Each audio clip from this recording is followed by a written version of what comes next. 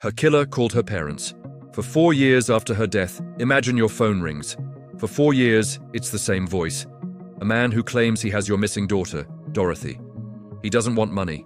He just calls to torment you, sometimes claiming he has her, other times that he's killed her. And then he asks the same chilling question. Is Dorothy home?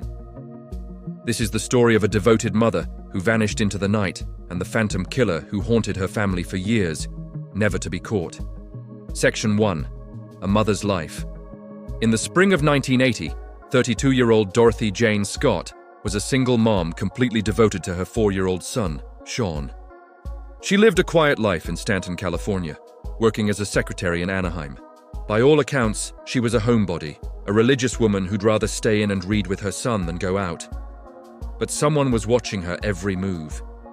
For months, an unknown man had been calling Dorothy at her job.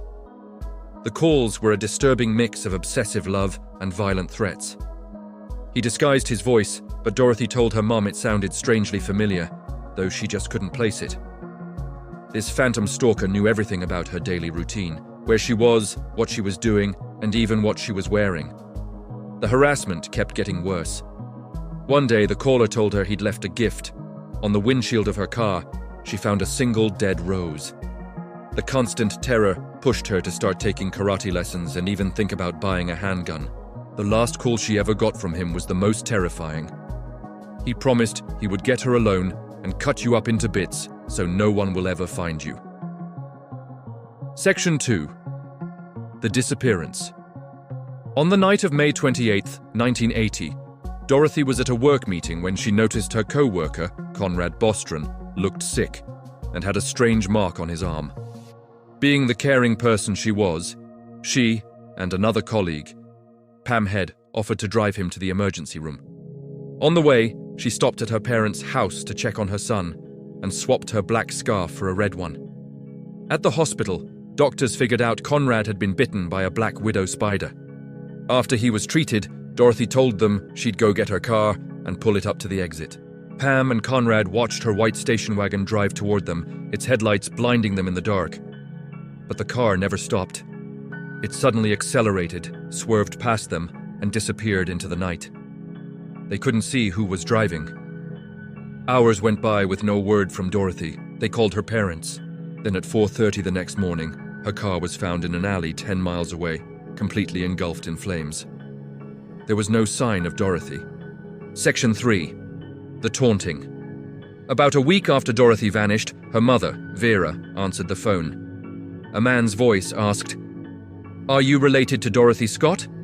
When she said yes, he simply said, "I've got her," and hung up. It was the start of 4 years of psychological torture. The calls came consistently, often on Wednesdays, and usually when Vera was home alone.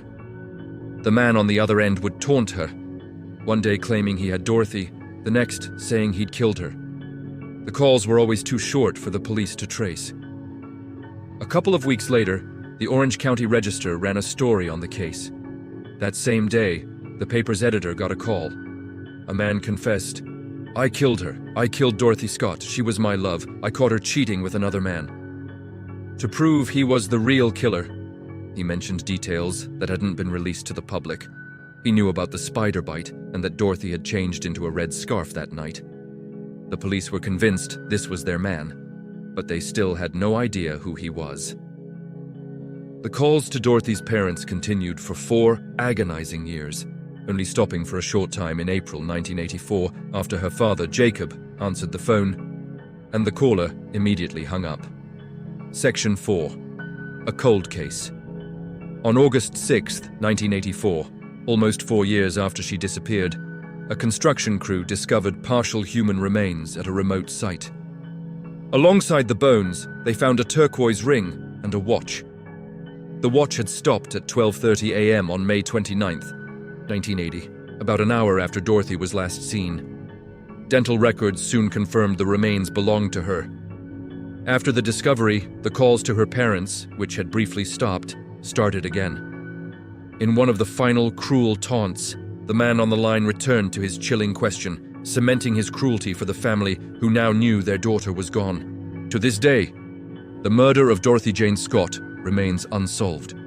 The identity of the man who stalked her, ended her life, and tormented her family is still a complete mystery.